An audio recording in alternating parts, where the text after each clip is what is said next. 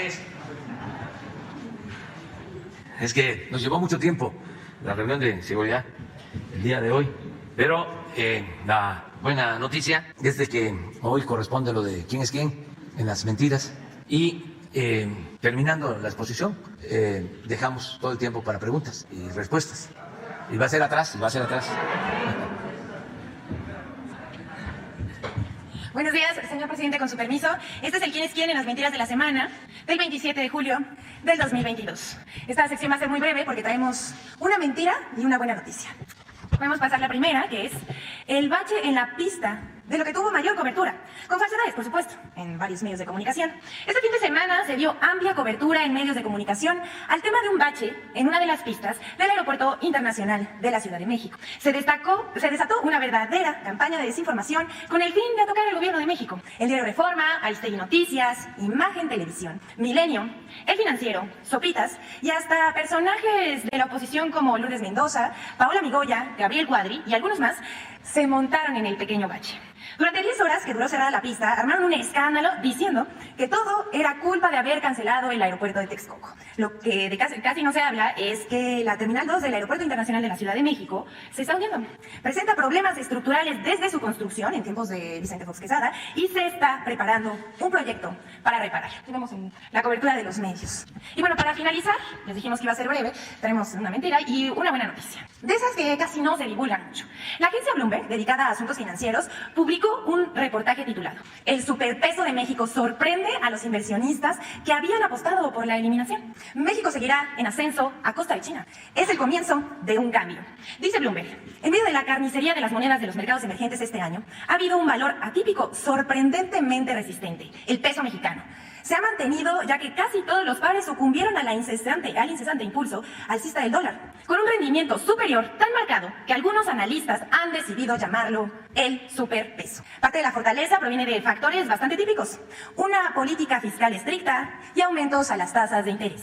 Pero otro factor clave son las expectativas de un cambio radical en el comercio mundial en los próximos años, que podría generar un aumento en la inversión extranjera directa. México está atrayendo fábricas de China a medida que los salarios más altos y un aumento en los costos de transporte socavan lo que habían sido sus ventajas competitivas. Eso está empujando a las empresas a trasladar sus operaciones cerca de los Estados Unidos, el mercado más grande del mundo. Y con eso terminamos. ¿Es cuánto, señor presidente? Muy bien. Muchas gracias, Elizabeth. A ver, una, pero ya nos vamos. 2, allá, usted 3, 4, 5 y 6. Vamos a ver si se puede. Sí se dieron cuenta, ¿no? Es que después también yo menciono y se para quien no le toca la palabra, que está muy juntos se confunde. Pero yo creo que ustedes, entre ustedes mismos, ayúdense ahí. Buenos días, presidente. Nancy Flores, de la revista Contralínea. Presidente, preguntarle si su gobierno tiene algún plan para que ya la austeridad republicana sea una realidad en todas las áreas de gobierno, en todas las instituciones y en todos los 3 poderes. Esto se lo consulto porque, bueno, el lunes ya nos presentaron quién es quién en los sueldos.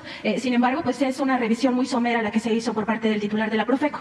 Nosotros en Contralínea hemos estado revisando este asunto y resulta, por ejemplo, que si vemos sueldos brutos más prestaciones que tienen, en las prestaciones estamos hablando de que se autoasignan algunos de estos altos funcionarios de organismos autónomos y también del Poder Judicial, se autoasignan ciertos bonos trimestrales, le llaman un bono especial anual, un bono en el caso de las autoridades electorales por jornadas electorales, son bonos también, digamos, muy pachoncitos en términos económicos, y esto acaba resultando en sueldos muy altos. Por ejemplo, los ministros de la Corte y otros 30 funcionarios de la Suprema Corte de Justicia de la Nación, estos ministros 11 ganan más de 400,000 pesos mensuales. Esto es el sueldo bruto y hay que verlo como sueldo bruto para que el pueblo mexicano se entere de que eso desembolsa el erario nacional.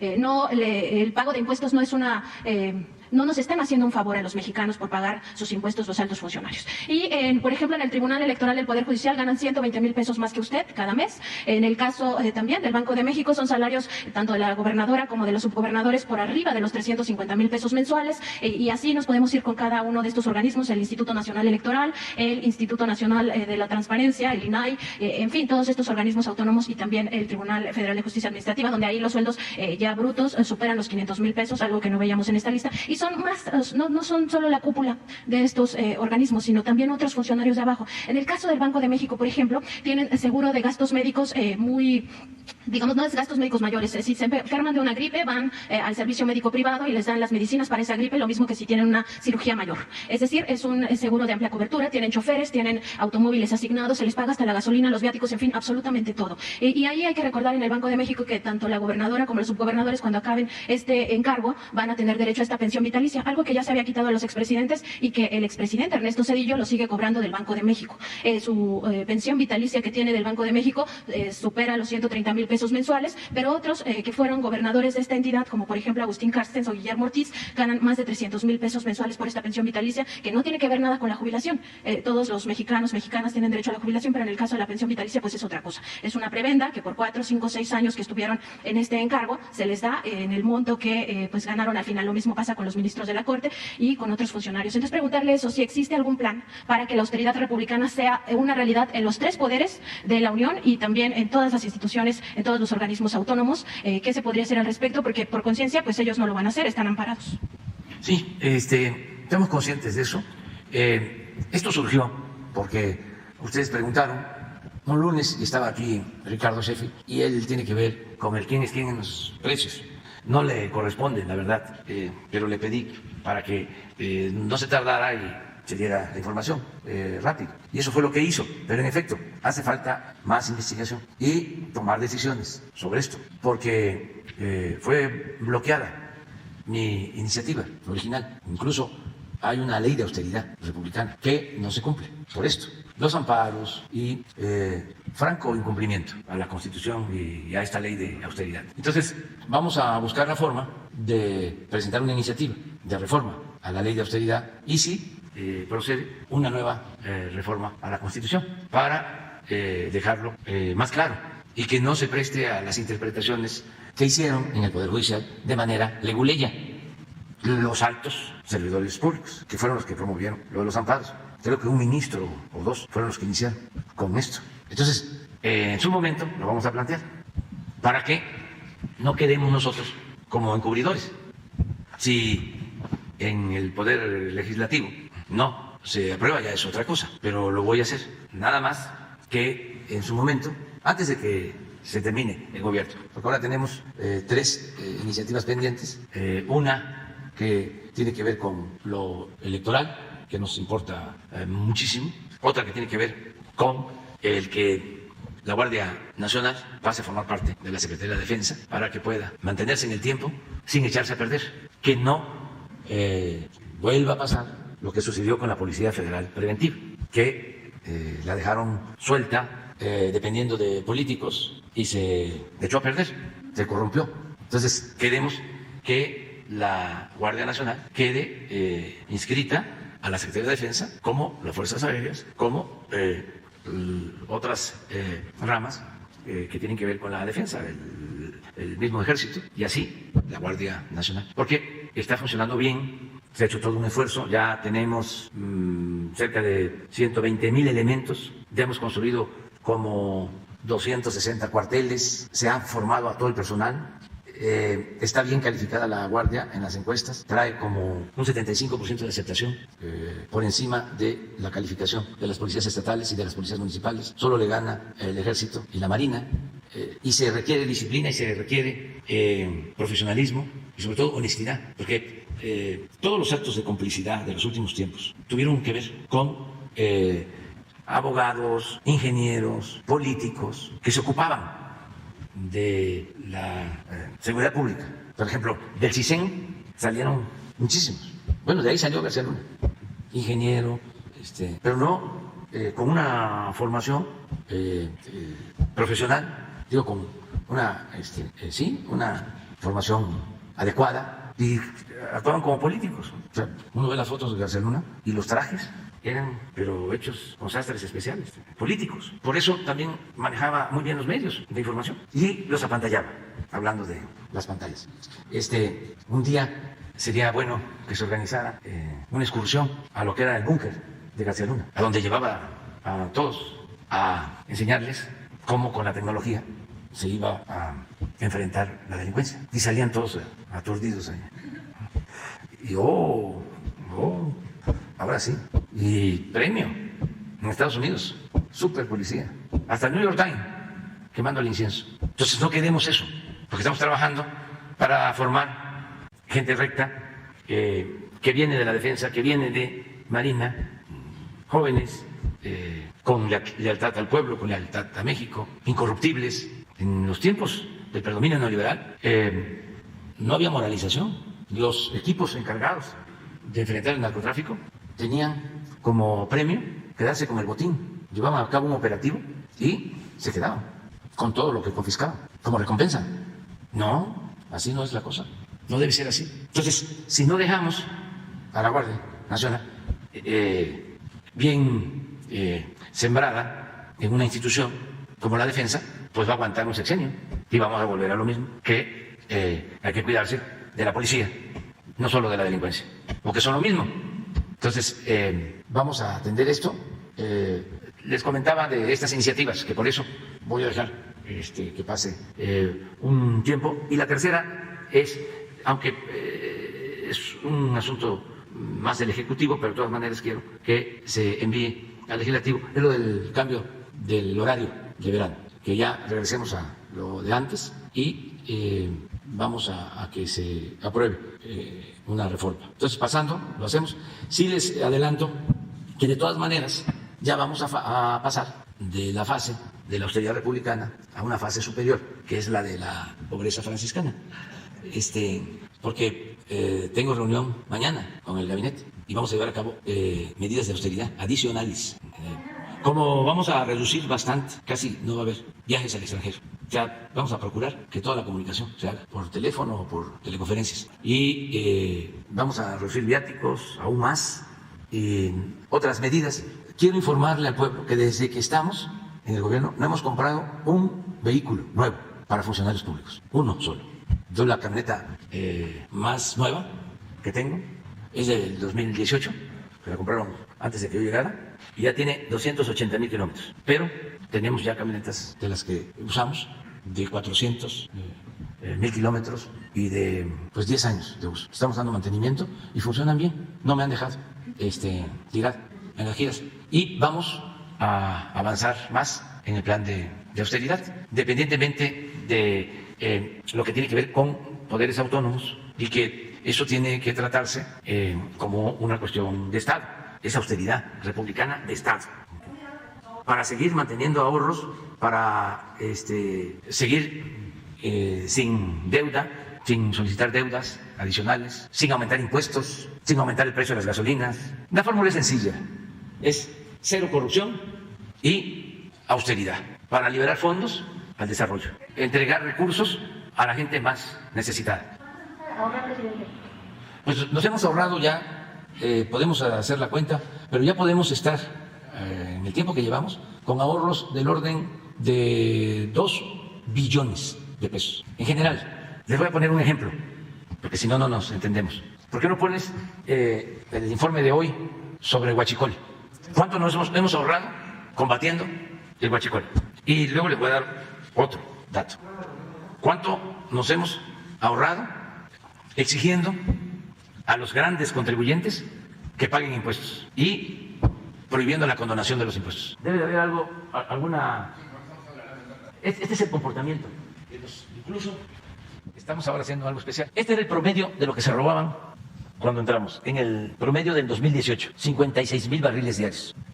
Cuando llegamos, en noviembre, el promedio era 81,000 barriles diarios. Cuando entré, el 20, diciembre, el primero. Es del 1 al 20 de diciembre. ¿Mande? Del 1 al 20, exactamente. 74. Aquí tomé la decisión, el 23 de diciembre. Aquí tomamos la decisión. Y echamos a andar el operativo y cerramos ductos y entró el ejército. Del 1 de diciembre al 20 de junio. 215,950 millones de pesos. Nada más. Les hablaba yo como de 2 billones, pues aquí es más del 10. Solo en esta medida. 215,000 es lo que nos hemos ahorrado. Hasta el 30 de junio. Ahora, porque es importante recordar cuánto condonaron de impuestos a los grandes contribuyentes, Calderón y el presidente Peña. Nada más de condonación, porque había muchos mecanismos por los cuales no pagaban o se les devolvían los impuestos. Las listas, aquí están, 121,000 a grandes contribuyentes se les devolvieron con Felipe Calderón y 244,000 millones con Peña. Y aquí están. Y tampoco es para culparlos, solo a ellos. La ley lo permitía, era legal. Por eso, cuando se dieron cuenta de que iba en serio, ya era tarde. Me refiero al bloque conservador del Congreso, porque esto lo sacamos y todavía no estaban como ahora, que hay hasta huelga. No dejan pasar nada. Pero esto sí lo logramos. La reforma al artículo 28 constitucional que prohíbe los monopolios y la condonación de impuestos. Y muchos otros ahorros. Esto del aeropuerto, ¿por qué les causa tanto coraje? Porque ojalá y revisen la información, porque luego se aturden, se obnubilan y ya es no, en todo, se bloquean, no vuelven en sí, sino vuelven en no. Ayer que pusimos la foto de José Martí, alguien sin darse cuenta, a ver por qué no la pones, el Face, dice que estaba yo más pequeño, estoy más pequeño que Francisco y Madero, y era Martí, pero es el coraje, pues. Eso es lo que pasa con el aeropuerto. Ojalá indaguen de que el estimado que tenían para construir el aeropuerto en el lago de Texcoco eran 300,000 millones de pesos. Estimado. Que no dejen también de recabar la información de cuánto estimaron que iba a costar el tren Toluca-Ciudad de México. 30,000 millones de pesos. Y lo vamos a terminar el año próximo. Y en total va a significar una inversión de 90,000. Entonces el aeropuerto estaba estimado en 300,000. Pero iba a significar también cerrar el actual aeropuerto porque ese era el negocio que tenían planeado. Porque esto no lo sabe o no quiere internalizarlo. El piloto de Aeroméxico, que me consta, que dijo de que no iba a aterrizar a la primera porque había un cráter en la pista. Sí hay algo de diferencia entre un bache, un socavón y un cráter, ¿verdad? Entonces, pero eso es lo que sucede. Cuando se opta por el fanatismo, nos cegamos. Entonces ya no funciona nada. Mire, este es un opositor de las redes. ¿Es periodista? Mire, te ve tan chiquito al lado de Madero. Además, decía Napoleón que la grandeza se mide de la cabeza al cielo. Juárez no era grande físicamente, era grande política, intelectualmente, era grande como patriota. Madero también. Su grandeza era su vocación democrática, sus principios, su amor a la libertad. Pero esto es lo que suele pasar. Bueno, otro dato del aeropuerto que deberían de tomar en cuenta. Estaba planeado que lo iban a terminar en el 2025. O sea, todo nuestro sexenio iba a transcurrir construyendo el aeropuerto. Otro dato, que era lo peor, porque iban a cerrar 2 aeropuertos, pero lo peor es que es la zona de más hundimientos en el Valle de México. Iba a suceder algo parecido a lo que está sucediendo en la Terminal 2, que ahí, además de la mala calidad del suelo, no hicieron el trabajo de cimentación adecuado. Ahí tuvieron fallas, y es hasta para ordenar una auditoría técnica, administrativa. Vamos a ver, lo que tenemos que resolver es cómo evitamos que se derrumbe y que haya desgracias. Una posibilidad es pues hacerlo de nuevo, porque sí es una falla estructural grave. Hay hundimientos diferenciales. Cuando vayan al aeropuerto, observen cómo está. Entonces, y lo otro es apuntalarlo. Yo voy a pedir a los técnicos, ya hay un grupo que está trabajando en esto, de que veamos la posibilidad de que se apuntale y que ya hacia adelante otra autoridad, otro gobierno, ya tome una decisión de fondo por lo que significa para nosotros ya de inversión. Y no quiero dejar nada inconcluso, pero estamos analizando las posibilidades que hay. Entonces, de 300,000 a 75,000 que costó el nuevo aeropuerto, que ya está terminado, aún pagando, o mejor dicho, incluyendo lo que se les pagó a las empresas, que mucho se recuperó, pues se está recuperando, porque de ahí vamos a sacar, hemos sacado acero, hemos sacado balasto, que a lo mejor vamos a utilizar en el Tren Maya, pero bueno, son 100,000 millones, más 75, 175,000, y tenían estimado 300,000. ¿Cuánto nos ahorramos? 125,000 millones. Y así, en todo.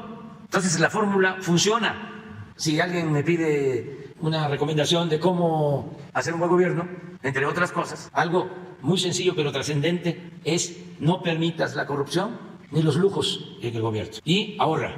Y esos fondos, destínalos al pueblo. Y si puedes, entrégalos de manera directa, no con intermediarios, ni de la llamada sociedad civil, ni del mismo gobierno, sino a cada ciudadano lo que le corresponde, por derecho. Porque en el sistema de intermediación, imagínense cuánto se llevaban las organizaciones campesinas supuestamente independientes, o las organizaciones campesinas en general, pues también se les entregaban como 100.000 millones al año. Luego, ¿cuánto nos hemos ahorrado en medios de información? Pues yo creo que como 100.000 millones también. Pero ahí no solo es lo que se ahorra por no pagar publicidad, sino lo que se ahorra porque no se tienen que entregar contratos. Hay muchos medios de información o dueños de medios de información que lo que menos les interesa es el periódico, o es la radio, o es la televisión.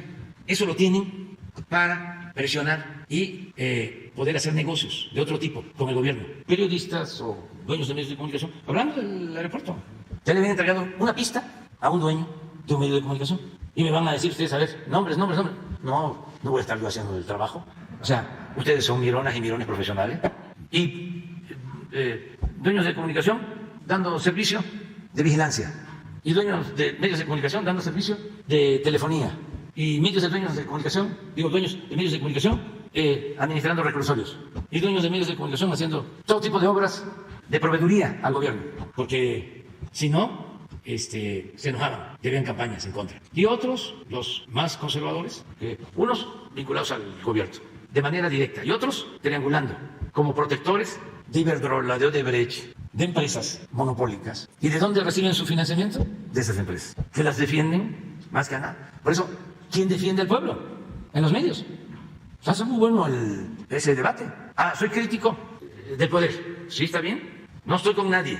Soy independiente, soy crítico del poder, sí. ¿Y administras eso? La corrupción que hay en el poder, los errores que se cometen desde el poder. ¿Y qué relación tiene eso con el pueblo? ¿Cómo es que defiendes al pueblo? Nada más la crítica, es lo que hablaba yo del análisis de la realidad y no transformar la realidad, porque se puede estar administrando el sufrimiento de la gente, incluso en derechos humanos. Yo defiendo los derechos humanos y recibo hasta apoyo de organizaciones internacionales de derechos humanos, pero me quedo callado cuando hay fraudes electorales, cuando no le permiten al pueblo elegir libremente a sus autoridades, y por eso llegan autoridades que violan los derechos humanos. Pero es así. Entonces, sí es necesario que haya cambios de fondo, y lo mismo, esto de los aumentos de los altos sueldos, increíble. Los expresidentes de México, hay por ahí un cuadro en uno de mis libros en donde comparo lo que recibían lo reciben, porque hay muchos países en donde todavía sostienen eso, los expresidentes de pensión. Yo creo que es en la salida. Increíble. Y ahí viene también lo de los ministros. La pensión vitalicia. No, son los sueldos. Bueno, los ministros en retiro también tienen pensión vitalicia, igual que los, pero los gobernadores y subgobernadores. Esto es sobre los sueldos. ¿Cuánto gana, así era hace 5 años, cuánto ganaba un expresidente, un ministro, un diputado, un senador en los países? Y México estaba en primer lugar. Todo eso ha ido cambiando, pero hace falta hacer una revisión a fondo. Y, presidente, también sobre este asunto, pues ojalá esta recomendación que hace usted la escuchen estos organismos autónomos, estas instituciones del Poder Judicial, porque pues el pueblo de México no puede seguir ni debe seguir pagando estos altos sueldos y todas estas prestaciones. En un segundo tema, presidente, preguntarle, porque aquí también ayer se estaba dando cuenta de esta reducción de homicidios dolosos, y tal vez usted recuerde que en marzo de 2011 50 directivos y dueños de medios de comunicación, en total fueron 700, firmaron un acuerdo, un pacto, le llamaron un decálogo, para no hablar de la violencia en México. Estos medios de comunicación en aquel momento decían que no querían hacer apología de la delincuencia organizada ni apología de la violencia. En ese momento, pues periodistas, opinadores y reporteros se ciñeron a estas políticas. Algunos medios nos mantuvimos fuera de ese pacto, y en ese pacto lo que se hacía en realidad pues era no retratar lo que estaba ocurriendo en México. Era un pacto de silencio, era un pacto de censura, en el cual no se hablaba de la peor crisis humanitaria en la que nos había metido Felipe Calderón Hinojosa. En aquel momento también quien estaba al frente de la Secretaría de Seguridad pues era Genaro García Luna. Estábamos viendo ya una crisis de dimensiones terribles, con matanzas pues de de muchas personas, también con estos descabezados, con incluso estos colgados en puentes, cosas que nunca habíamos vivido, ¿no? El cártel de los Zetas pues estaba siendo digamos que el más sanguinario en la historia de México. Cosas terribles, ¿no? Lo de los propios migrantes, cómo eran asesinados por estos criminales. Y lo que se hacía en aquel momento era ocultar esa verdad, ocultar esa realidad que existía, diciendo que no querían hacer apología de estos crímenes y de la violencia. Ahora hacen lo contrario, presidente, no sé si usted se ha dado cuenta, maximizan estas noticias, estas notas rojas, pareciera que solo se dedican a la nota roja, de manera permanente están repitiendo y repitiendo estas noticias de homicidios dolosos, estas noticias de algunas matanzas, como si estuviéramos en aquel momento y no estamos en aquel momento. Usted decía ayer que estábamos viendo una buena noticia con esta reducción ya de homicidios dolosos. Y en este discurso, en esta narrativa de querer decirnos que estamos peor que antes, que estamos peor que en el sexenio de Felipe Calderón, pues también indican que estamos en un momento de mucha violencia y que no hay un control de parte del gobierno federal, que no hay un control del Estado, sin ver, por ejemplo, las responsabilidades de los otros gobiernos, porque hay crímenes del orden federal y también crímenes del orden común, del fuero común, y en ese sentido todo le achacan al gobierno federal. Preguntarle su opinión, presidente, sobre aquel silencio que se guardó en la prensa mexicana, que se guardó a partir de este decálogo donde no querían hacer apología de la violencia, y ahora, por el contrario, hacen apología de la violencia sin ver las responsabilidades de los gobiernos estatales, de los gobiernos municipales, del PRI, del PAN, del PRD, de Morena, que están, que tienen responsabilidad sobre esta circunstancia y que deben garantizar la seguridad de los mexicanos y de las mexicanas, y esta narrativa de que estamos peor que antes, cuando en realidad en aquel momento lo que hacían era allanar el camino para las elecciones de 2012, que no se viera la crisis en la que estábamos metidos. Sí, era una prensa, medios de información completamente entregada al régimen de corrupción, de injusticias, de privilegios. Ayer decía yo, citando a Tolstoy, que un gobierno que no representa al pueblo, que no atiende al pueblo, no es más que una banda de malhechores. Y eso era lo que había, una banda de malhechores en el gobierno. Eso sí, de cuello blanco. Y bien conformada con los jefes de arriba, sus representantes. Por ejemplo, ellos dominaban el Ejecutivo, el Legislativo y el Judicial. Los tres poderes. Imagínense, y puede ser que lo encuentres lo más pronto posible también, hago una relatoría en uno de mis libros sobre las reformas constitucionales que hicieron. Todas a favor de una minoría rapaz. Todas votadas por diputados y senadores al servicio de esa minoría. Todas. A ver, les pregunto a ustedes, ¿qué reforma recuerdan que se haya hecho en el periodo neoliberal en beneficio del pueblo? Se los dejo de tarea. ¿Y cuántas reformas hicieron en contra del pueblo? Todas. Quitaron prestaciones salariales, quitaron prestaciones en general, permitieron la corrupción, aumentaron los impuestos, entregaron concesiones para la explotación del petróleo, privatizaron en buena medida la educación, la salud, convirtieron las deudas privadas en deuda pública, aumentaron el IVA. Pero esto que sostengo de memoria está escrito, es parte del análisis. Entonces, era un gobierno faccioso, en sentido estricto no era una democracia, era una oligarquía. Eso era lo que predominaba. Y hablaba yo de bien estructurado, un poco lo que sucedía en el Porfiriato. Estaban los llamados hombres de negocios. En ese tiempo solo se hablaba de concesiones en las fiestas de la aristocracia, de las subvenciones, bonos. Esas eran las palabras más usadas en las reuniones. Lo mismo, control de diputados y de senadores. Y como había reelección, un diputado podía estar ahí 20 años. O lo pasaban de la Cámara de Diputados, como le pasó a mi paisano Manuel Sánchez Mármol, que su alumno Alfonso Reyes dice que lo pasaron de la Cámara de Diputados a la Cámara de Senadores, a un sillón, dice Alfonso Reyes, más muelle, más cómodo. Y cuando despertó, ya estaba muerto. Porque ahí estuvieron, todos, aprobando. ¿Quién elegía? Porfirio. Mandaba las listas con las llamadas palomas mensajeras a los hombres fuertes. Ese mecanismo de que el presidente pone a los gobernadores, pone a los diputados, pone a los senadores y al sucesor. Eso se creó ahí. Y el gobernador hace lo mismo con presidentes municipales, con diputados locales, y con el Congreso, y con los tribunales superiores de justicia. Eso hasta la fecha. O sea, el Poder Judicial, en vez de ser autónomo, depende del Ejecutivo. Entonces, eso se creó. Bueno, los ministros de la Corte, les cuento algo de un ministro de la Corte, del que llegó a ser presidente de la Corte en la época de Porfirio Díaz, de apellido Sodi, en la época de Porfirio Díaz. No sé si sean familias, pero era un juez y de repente viene el levantamiento de los obreros en Cananea y los gobernadores y los hombres fuertes llegan a Cananea, se lleva a cabo la represión para defender al dueño de Cananea, de la mina, que era un estadounidense, Green, Greene, así como Graham Greene y como Carlos Greene, pero son otros. Era un militar, el dueño de la mina de Cananea, y tenía empleados extranjeros. Desde luego que ganaban mucho más que los trabajadores mexicanos. Así era. Lo mismo pasaba en los ferrocarriles. Todos los trabajadores eran extranjeros y ganaban mucho más que los mexicanos. Entonces hubo esta rebelión y habían dirigentes magonistas.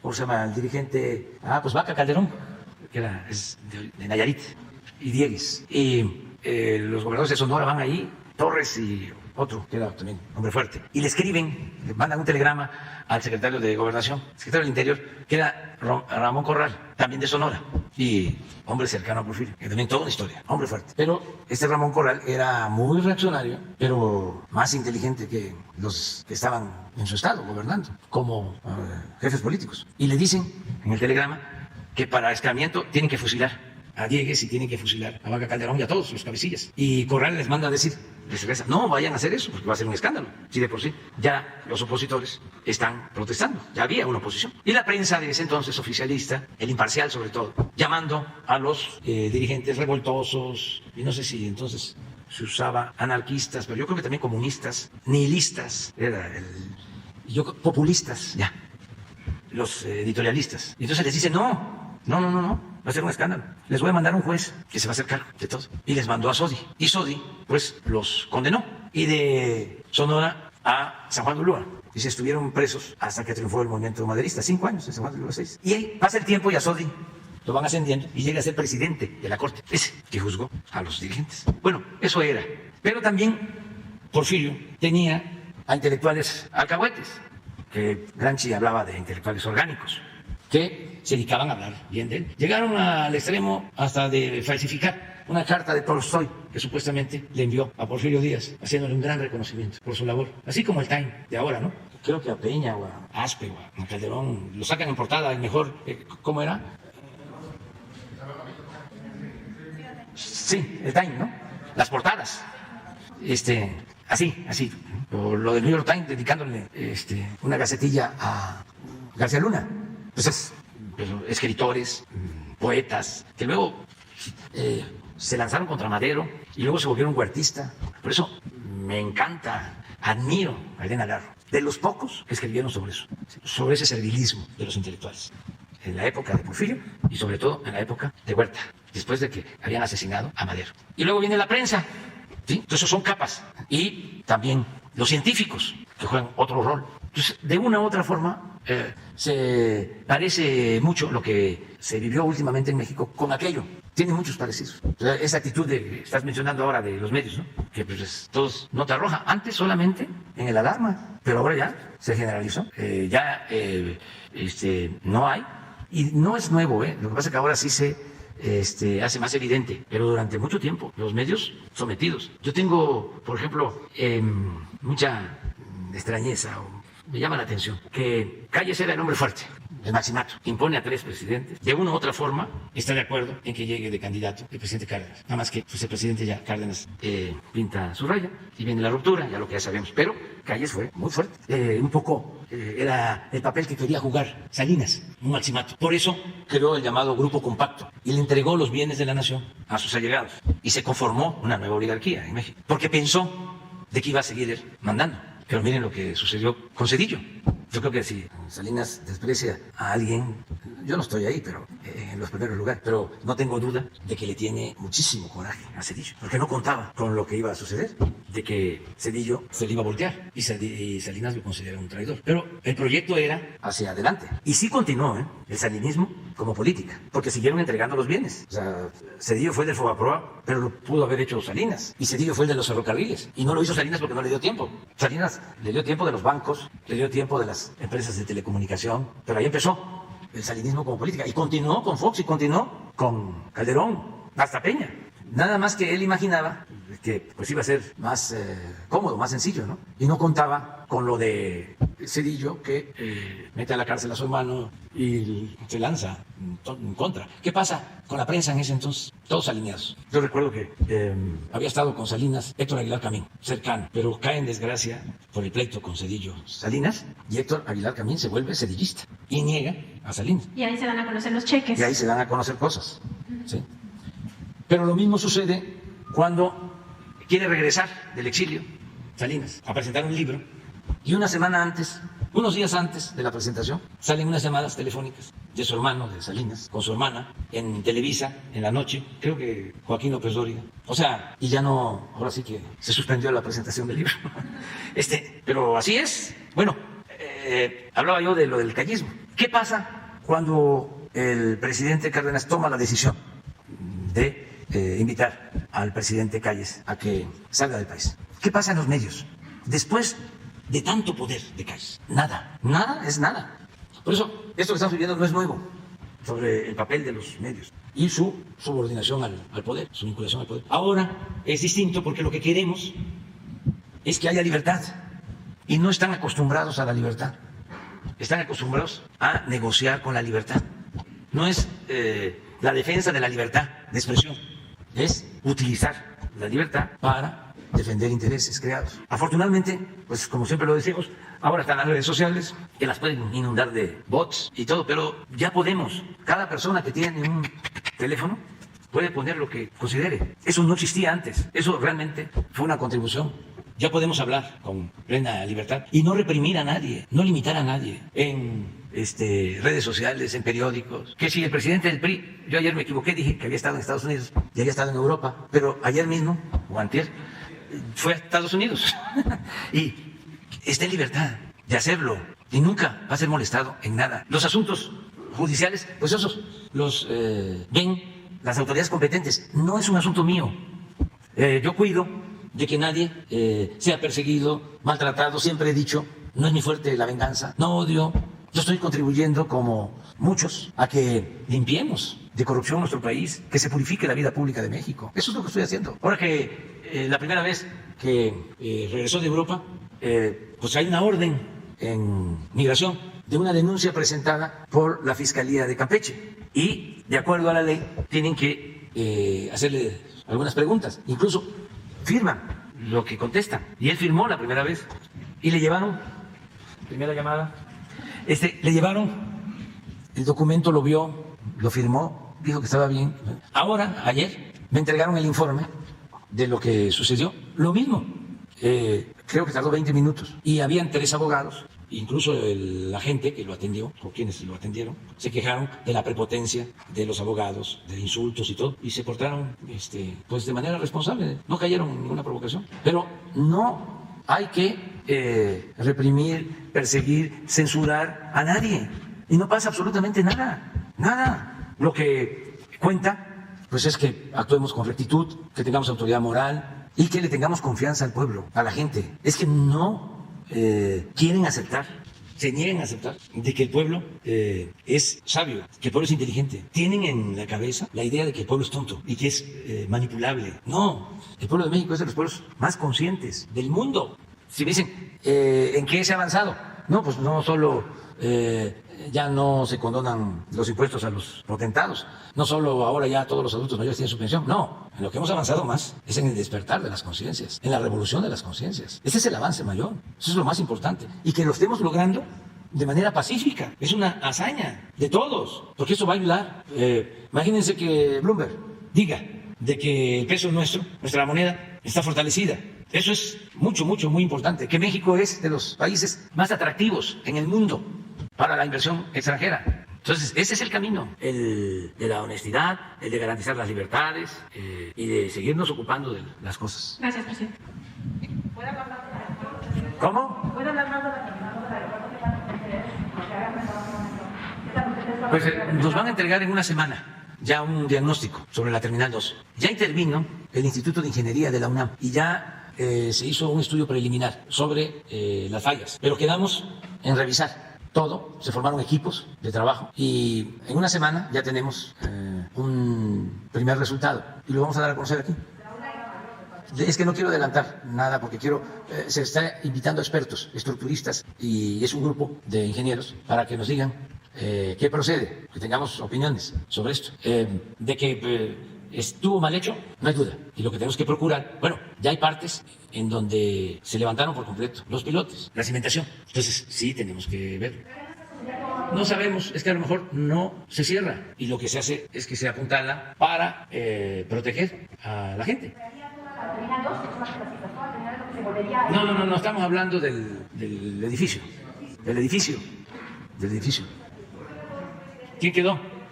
¿Quién tiene el micrófono? Gracias, presidente. Esteban Durán, Vanguardia, Veracruz. Presidente, se mencionaba en algunos medios y en las redes sociales sobre los privilegios que tenían los médicos cubanos que llegaron a México, así como en qué condiciones que iban a cobrar mucho más que los residentes o los médicos mexicanos. Y en qué condiciones, presidente, también preguntarle, ¿van a llegar estos médicos a las zonas donde los médicos mexicanos no quieren llegar? ¿Va a haber algún cuidado especial respecto con la Guardia Nacional que los esté vigilando, que los esté cuidando, puesto que estas zonas son de alto riesgo por el crimen organizado y en las cuales los médicos pues han estado quejando igualmente por esta situación? Incluso todavía ha habido algunas manifestaciones al respecto. Pero aclarar esta situación, presidente, si efectivamente estos médicos cubanos gozan de estos privilegios que los mexicanos no. Van a ganar lo mismo que ganan los médicos mexicanos y van a tener la protección que tienen los mexicanos, que tenemos los mexicanos. A todos tenemos que protegerlos, sean mexicanos o sean extranjeros. Y sí es de mucha ayuda porque necesitamos los médicos, los generales y los especialistas. Ya casi estamos al 100 en Nayarit, que es el primer estado. No tienes la lámina de Nayarit, nada más. Pero aún ahí, en Nayarit, en caso de especialistas estamos en el 79%, 78%, médicos generales y ya 100%, en medicamentos 94%, en toda la estructura. Y vamos a seguir con Tlaxcala y Colima. Sí, hospitales 12, eso quiere decir que están equipados, tienen quirófanos, porque habían casos, fui a Rosa Morada y funcionaba un quirófano, y hay 2 funcionando. Hay problemas hasta de aires acondicionados en los hospitales, en quirófanos, realmente mucho abandono. Estas son las 3 unidades de tercer nivel, hospitales de especialidades, básicamente en Tepic, y estos son centros de salud en todo el estado. Si no me equivoco, Nayarit tiene 20 municipios, pero a ver, son los centros de salud de los pueblos, de las comunidades. 20, sí. Médicos especialistas tenemos 75, 467 de 620. Y el propósito es tenerlos todos, porque esto implica tener médicos todo el tiempo, todos los turnos, fines de semana. Por eso estamos hablando de un modelo de salud ejemplar. Es mi compromiso, es el compromiso del gobierno que represento. Y nos están ayudando también los médicos y las enfermeras, y desde luego la gente. Ahí en el hospital de Rosa Morada hay un consejo ciudadano y me dio mucho gusto que me encontré a un señor en un escritorio afuera, no del hospital, sino en la sala, ahí su escritorio, y tiene una figura que se llama como supervisor ciudadano y es voluntario. Y está ahí para vigilar de que atiendan bien a los pacientes. Para eso está. Es un supervisor de los ciudadanos. Y así queremos en todos los hospitales. Por eso hablo de la participación de la gente. En basificación esto es muy importante. 99%. Sus bases. Heredamos el gobierno con cerca de 90,000 trabajadores de la salud contratados de manera eventual. Y algunos llevaban años y ya tienen su base. Capacitados 100% en segundo nivel de atención y 75% en el primer nivel. El primer nivel son los centros de salud. Esto es lo que se invirtió pues en reparaciones, en pintura, porque muchos abandonados. Abasto de medicamentos, recetas. Estuve en la farmacia del hospital. ¿Se cuenta con la suficiente infraestructura y medicamentos y aditamentos para que estos médicos puedan trabajar? Aquí, en Nayarit. Este es el resultado. No puedo decir lo mismo de otros, porque estamos empezando. Este es el primer estado que queremos tener, como se dice coloquialmente, al 100. ¿Y en cuánto tiempo y en qué otras regiones se tendrá al 100, presidente? Este fin de semana voy a la supervisión del Tren Maya. La siguiente semana voy a hacer lo mismo que hice en Nayarit, en Tlaxcala y en Colima. Van a estar al 100. Vamos a tener 3 estados ya. Esto se hace con acuerdos con los gobernadores, gobernadoras y con todo el personal, porque hay mucha desconfianza, porque este es un sistema federalizado. Es IMSS, bienestar, salud, bienestar. Y los que llevan 5, 10 años, 15 años trabajando en el sistema de salud en un estado tienen preocupación de si se va a respetar su antigüedad, sus sueldos, y todo eso se ha ido resolviendo y ya la basificación les da mucha confianza, mucha tranquilidad. Y no se va a despedir a nadie. Okay. Tuvimos problemas en Nayarit ahora con 70 trabajadores, pero no de este programa, sino de otro programa, y piden ellos que sean también contratados y se les va a contratar. Lo único que les planteamos es de que se va a revisar qué es lo que ellos hacen. Su mayoría no son médicos ni son enfermeras, son trabajadores administrativos, merecen ser atendidos, pero había también la mala práctica de que se tenía personal que cobraba sin trabajar. Aviadores. Entonces estamos limpiando eso. Y luego los comisionados que tenían los sindicatos, que también cobraban y cobraban muchísimo y no trabajaban. Y sí, de acuerdo al contrato, hay un número determinado de trabajadores que sí lleva a cabo una labor sindical, tiene que tener una comisión. Pero habían más comisionados de los que establece la ley. Ese es el abasto. Ya se tiene el mecanismo de control de insumos, 1.942 equipos habilitados, 100 piezas de mobiliario, 300 equipos médicos en 98 centros de salud y 15 hospitales. Y así, estado por estado. Es también voluntario. A mí me dio mucho gusto que empezáramos en Nayarit, porque el gobernador es médico y siempre hay la tentación, hasta de formación profesional, de que si soy médico, ¿cómo voy yo a permitir la federalización de la salud? Yo tengo que manejar la salud. Si soy médico, pero además el doctor Navarro fue director de salud, delegado de salud, es un especialista en la materia. Pues fue el primero que aceptó la propuesta de decir, yo entrego, porque lo que hicieron antes fue descentralizar. Y esa descentralización no funcionó, o no funcionó bien.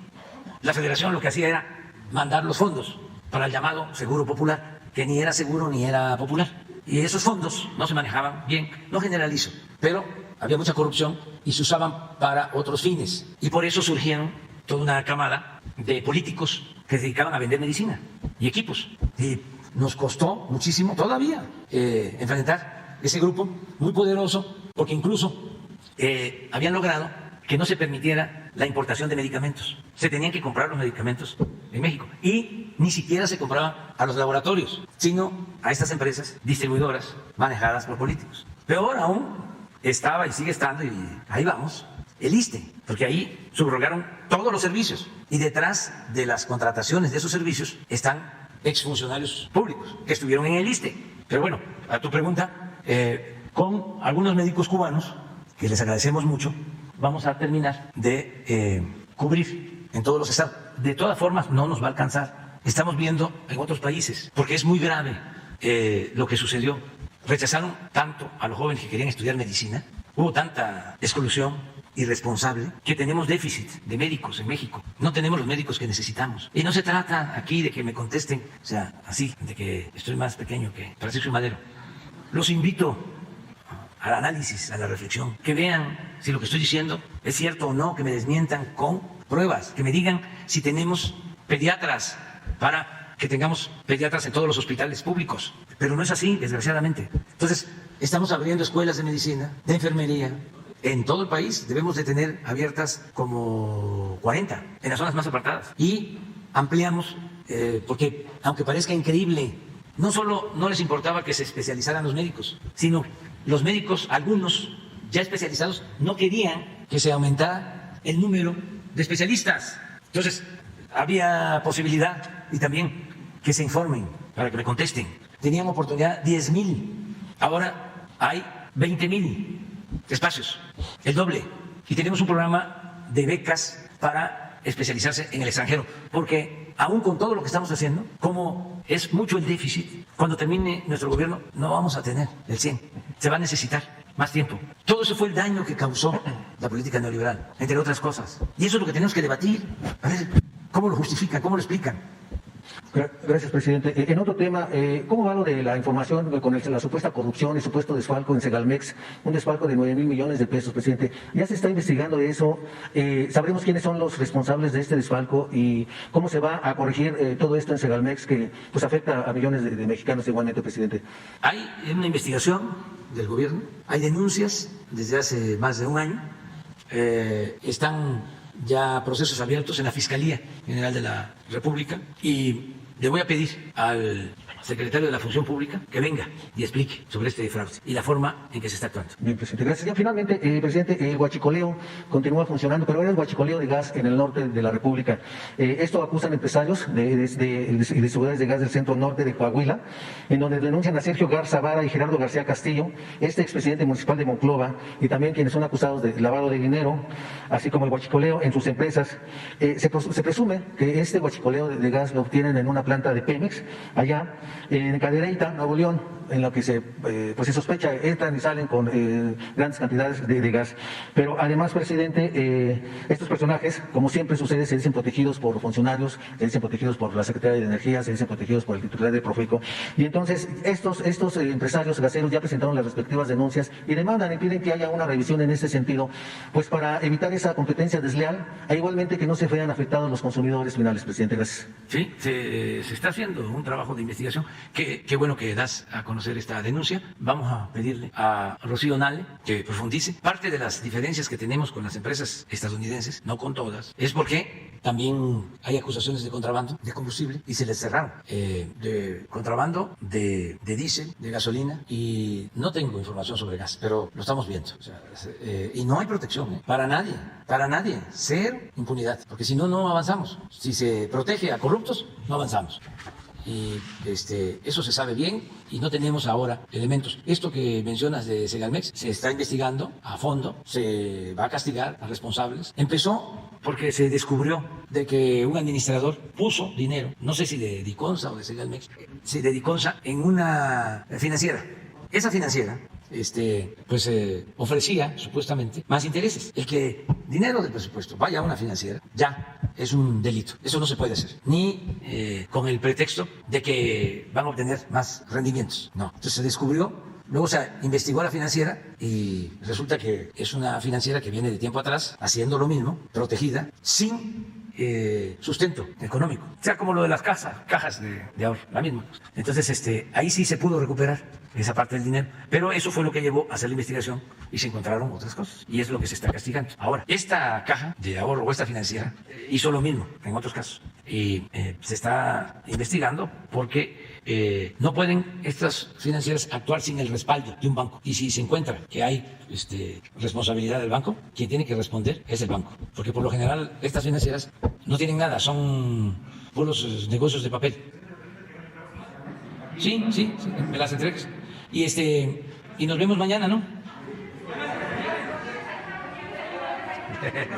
Tengo una reunión con todo el equipo de trabajo para mejorar las vialidades en el aeropuerto Felipe Ángeles. Nos reunimos casi una vez por mes para que se avance en la construcción del tren de Felipe Ángeles a Lechería, que ya se tiene el proyecto, que se vayan resolviendo problemas de derechos de vía, porque cuando ese tren esté concluido de Lechería al aeropuerto, como ya está de Lechería a Buenavista, se va a llegar al aeropuerto desde el centro de la ciudad en 45 minutos. Y ya, como ustedes saben, a lo mejor algunos no lo saben, se amplió a 8 carriles la autopista a Pachuca.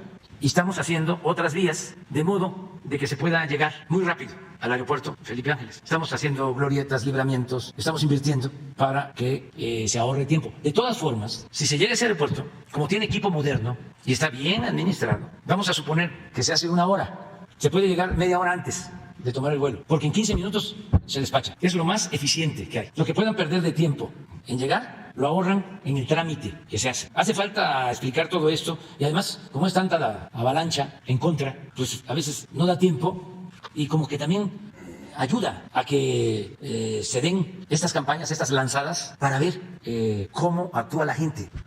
Y resulta que la gente actúa muy bien, muy bien. No se traga todas esas mentiras, todos esos platos de mentiras. Y es bueno porque es una manera de estar sondeando, así de andar con la sonda en la mano, y no estar contestando todo, tener confianza en la gente, su capacidad para el análisis, para la reflexión, para tener un criterio sobre las cosas. Y la verdad siempre se abre paso y llega hasta el último rincón. Ya es muy difícil, muy difícil que se pueda engañar a mucha gente. Piloto, que estando yo ahí, porque sí lo sabía, habla y dice, y me está escuchando o se lo van a decir, y los otros pasajeros que venían, que me dijo del cráter, estoy casi seguro, pero además lo respeto, estoy seguro de que es simpatizante del conservadurismo. No, pero no tiene por qué hacerlo. No tiene por qué hacerlo, pero así son los conservadores. O sea, te conozco, bacalao, aunque vengas disfrazado. O sea, de lejos, pero aquí se me presenta la oportunidad. Y ahora, ahí voy, porque pues una cosa es un bache, otra es un socavón, ya lo dije, y otra un carácter. ¿Cómo dirían los jóvenes? Bueno, pero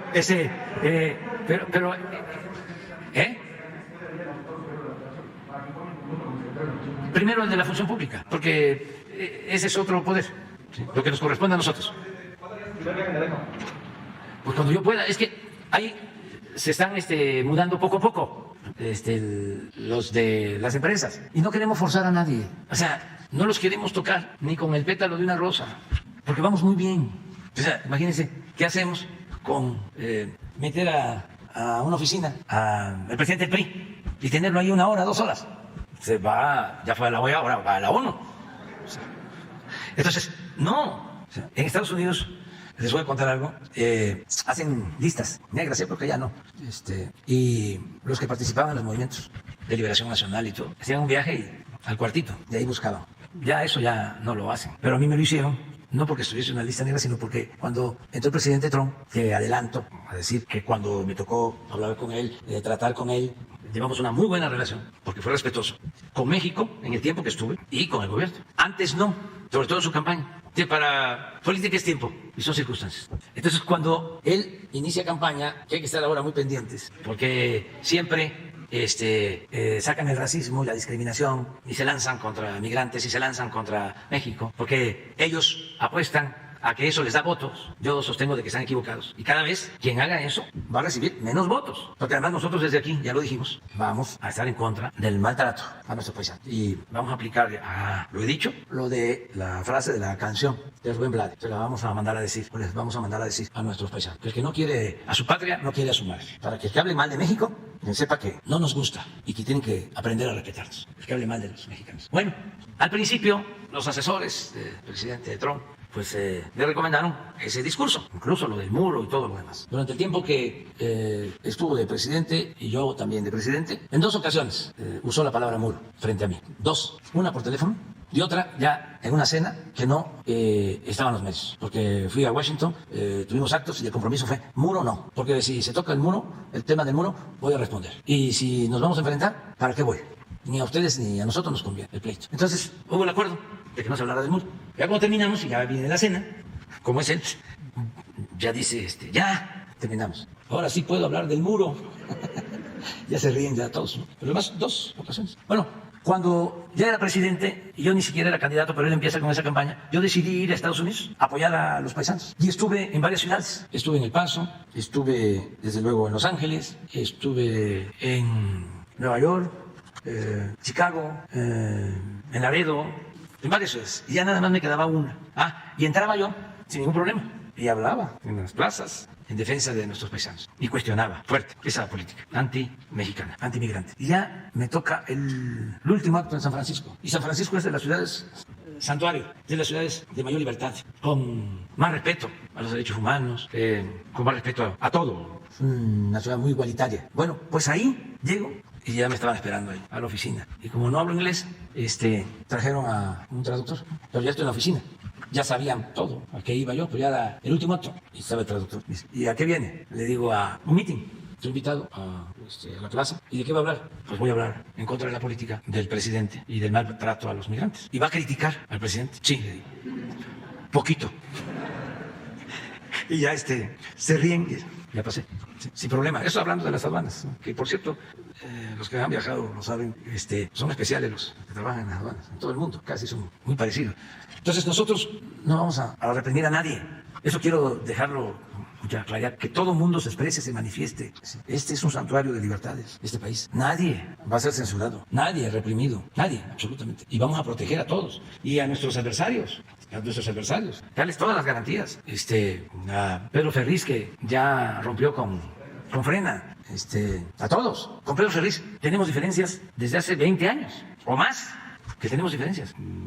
A ver, desde que fui candidato a presidente de un partido en 1996, que él apoyaba a otro candidato y entonces a mí me maltrataba porque él tenía otro candidato. Y no era que él estaba a favor del ingeniero Eberto, del finado Eberto, extraordinario, el ingeniero Eberto Castillo, consecuente, tan bueno, que hizo provocar la ira de Díaz Ordaz, en las memorias de Díaz Ordaz, que la familia le entregó a Krause, los borradores. Se habla de que Díaz Ordaz le decía al ingeniero Eberto el presidentito, porque en el autoritarismo del presidente Díaz Ordaz le molestaba de que el ingeniero Eberto dio el grito de independencia en la ciudad universitaria. Y le decía presidentito. Bueno, de primera. Bueno, pues una personalidad, un hombre íntegro y todo. Como a mí no me quería, Ferris, supuestamente él era seguidor del ingeniero Alberto. Pero era en contra mía. Pero eso, les hablo, es 96. ¿Cuántos años llevo? 26 años. O sea, ya llovió. Entonces, pero aún así, pues merece respeto como todos, y tenemos diferencias. Y qué bueno que tenemos diferencias, es que no todos podemos pensar de la misma manera. Y en un proceso de transformación, imagínense, no hay término medio. Como decía Juan Álvarez, esta ancheta está muy angosta, no hay ni para dónde hacerse. Aquí es de definición, son tiempos de definición. Entonces, se la pasaban fingiendo que eran independientes, que eran de la sociedad civil, que no tenían partido. Y ahora, pues, las circunstancias llevan a la definición. Lo mismo, lo del periodismo, vamos a decirle revolucionario o militante, aunque pueda sonar ofensivo, pues siempre ha existido en los movimientos. Hay periodistas que se asumen, hablaba yo de Zarco, pues estuvo en favor del movimiento de reforma, fue diputado de los que aprobaron la Constitución de 1857 y un gran periodista, no se quedó al margen. Y como no era conservador, pues se adhirió y apoyó el movimiento de reforma y ayudó también en el movimiento contra la intervención francesa. Y Guillermo Prieto igual, y Riva Palacio, y muchos. Siempre ha existido ese periodismo y ha existido también el periodismo de derecha. Cuando no son tiempos de transformación, que son tiempos estelares como el que estamos viviendo, cuando todo es plano, cuando no se mueve nada, pues entonces no hay problema, no hay necesidad de definirse, se puede engañar, se puede simular, se puede decir soy liberal pero en realidad se es conservador.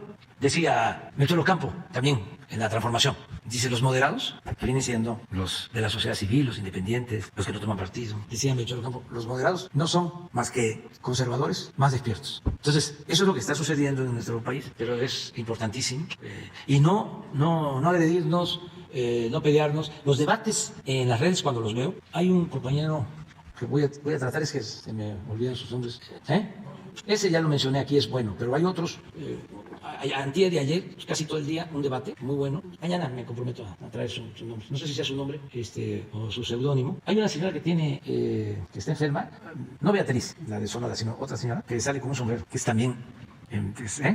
No, esa es... sí, esa también la veo. ¿Es Mol? ¿Hay algo?